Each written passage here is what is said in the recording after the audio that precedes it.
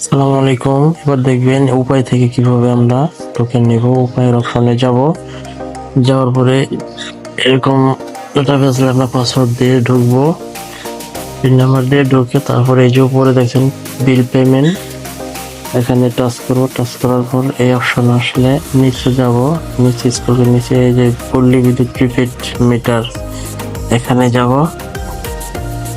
এখানে গিয়ে এই যে উপরে মিটার নাম্বার দেব।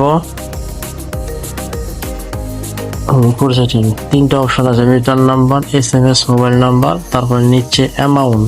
তিনটা অপশনই খালি পূরণ করতে হবে। তো প্রথমে মিটার নাম্বার দেব,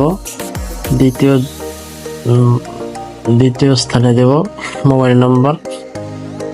আমি আমার মোবাইল নাম্বারটা দিয়ে দিচ্ছি। তারপর নিচে অ্যামাউন্ট, মানে 480 টাকা। নেটওয়ার্কের একটু সমস্যা, আবার ট্রাই করবো। ট্রাই করার পরে দেখি কি হয়। হ্যাঁ, এবার ঠিক হয়ে গেছে। এই যে পে বিল নাও, তো আমরা পে বিল নাও টাচ করবো।